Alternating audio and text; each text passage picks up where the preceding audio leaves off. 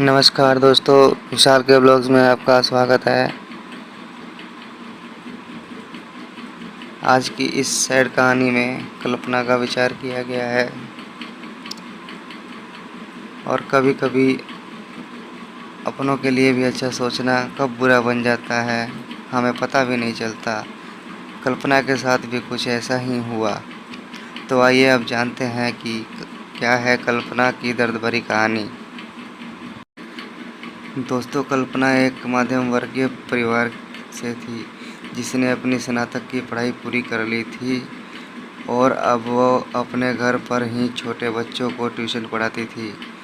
कल्पना का एक रंग गोरा था और वह दिखने में बिल्कुल ही गुड़िया की तरह थी। कल्पना के माता पिता उनकी शादी के लिए एक अच्छे लड़के की तलाश कर रहे थे।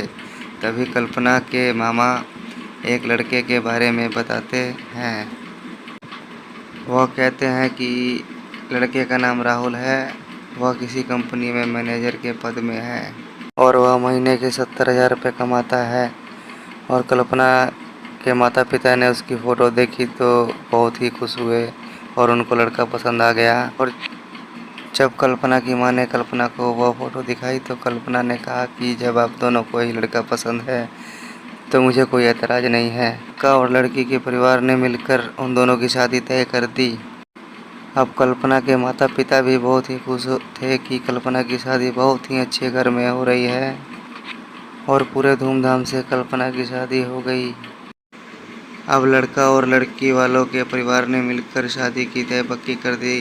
कल्पना के माता पिता भी बहुत खुश थे कि उनकी बेटी की शादी एक अच्छे घर में हो रही है। पूरे धूमधाम से कल्पना की शादी हो गई। अब कल्पना अपने बचपन के घर को छोड़कर एक नए घर चली गई। कुछ दिन तो कल्पना अपने माता पिता और अपने घर की बहुत याद आई। कल्पना की शादी के बाद अब महीने बीत गए थे। अब उसका पति राहुल पहले जैसा उसके साथ व्यवहार करता था और कल्पना से वो चिड़चिड़ा सा रहता था। राहुल अब ना ही उसको पहले जैसा प्यार करता, ना ही कल्पना की बातें मानता था। कल्पना को कुछ समझ में नहीं आ रहा था कि वो क्या करे। वो रो रो कर अपने दर्द को कम कर रही थी। एक दिन कल्पना को पता चला कि राहुल छत पर सिगरेट पीने के बहाने जाता था और किसी लड़की से बातें करता था।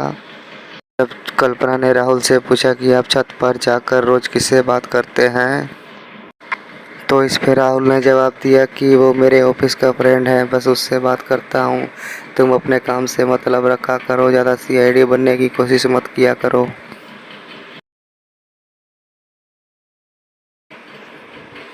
होली का दिन था। राहुल के कुछ दोस्त उसके घर पर आए थे। सभी ने घर पर पार्टी किया।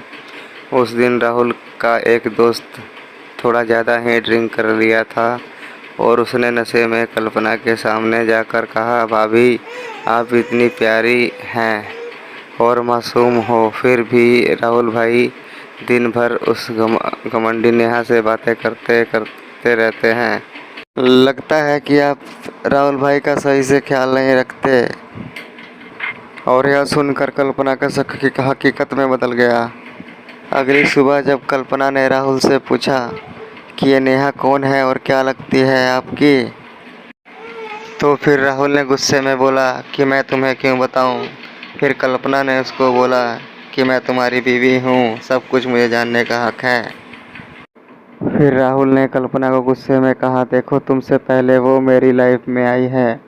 फिर कल्पना ने कहा, तो फिर मुझसे शादी क्यों किया।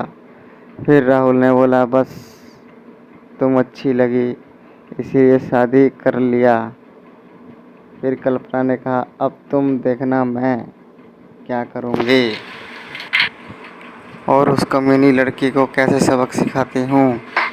नेहा को जब कल्पना ने कमीनी कहा तो राहुल ने उसको बहुत बुरी तरह से पीटा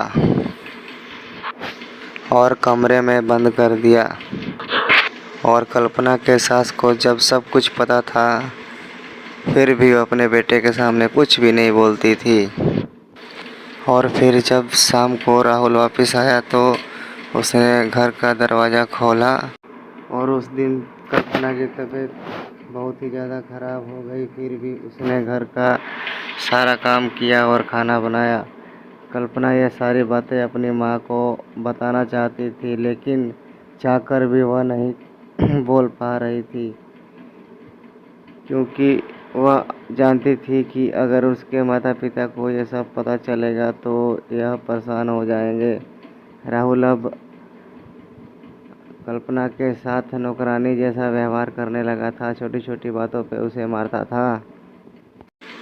और दूसरी तरफ कल्पना डिप्रेशन का शिकार होने लगी और उसके मन में गलत ख्याल आने लगे और ना ही समय से खाना खाती थी और ना ही किसी से भी बात करती थी। और आखिरकार कल्पना ने रूम में फांसी लगाकर आत्महत्या कर ली। उसने अपनी मौत का जिम्मेदार किसी को भी नहीं ठहराया, पर उसकी सास को सब पता था कि इसकी मौत का जिम्मेदार कौन है। और दूसरी तरफ कल्पना के माँ बाप का रो रो कर बुरा हाल हो गया।